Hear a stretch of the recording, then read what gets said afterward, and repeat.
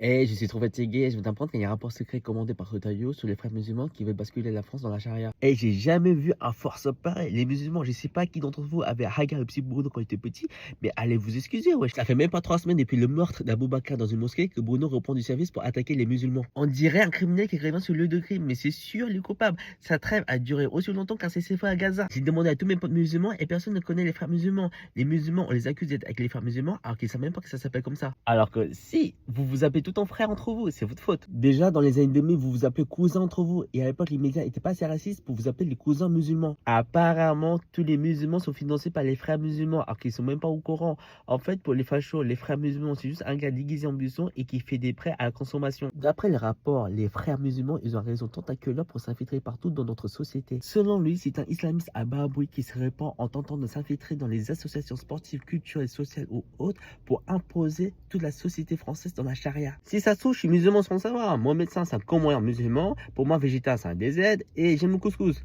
Ah non. Celui-là, pas bon exemple. C'est marrant, quand les musulmans se marient entre eux, on dit que c'est du séparatisme. Quand les musulmans s'intègrent dans la société, on dit que c'est de l'entrisme. Quand ils mangent halal, on dit qu'ils refusent de manger à la française. Et quand ils boivent de l'alcool, on dit qu'ils se dissimulent. Quand les femmes portent le voile, on dit qu'elles sont soumises. Quand les musulmans travaillent, on dit qu'ils ont volé le travail d'un Français. Et quand ils ne travaillent pas, on dit qu'ils profitent des aides de l'État. En fait, quand tu es musulman, automatiquement, tu fais partie de l'équation de l'extrême droite. Peu importe ce que tu fais, les racistes vont toujours trouver le résultat à leur équation. Eux, à l'école, il suffisait de remplacer X par Mokhtar. L'équation est résolue. Par contre, s'ils tombent sur une équation à deux inclus avec un juif à l'intérieur, ils peuvent pas la résoudre. En ce moment, ils sont tellement parano de l'islamisme radical qu'ils sortent des théories de complot. Il y a une cadre de Renaissance qui a accusé Lena Situation d'être le porte-à-porte des frères musulmans parce qu'elle portait une robe qui recouvrait tout le corps, un foulard de la marque Zero au festival de Cannes. Et j'ai regardé une robe de la marque Zero créée par la sœur Hossein. Ça coûte en moyenne 3000 euros. Les gars, on a dit les frères musulmans, pas les Saoudiens. Et pendant ce temps, il y a Gabriel Attal qui propose d'interdire le voile pour les mineurs en dessous de 15 ans. Et contrôler ce que portent les femmes, c'est aussi ce qu'ils font les talibans.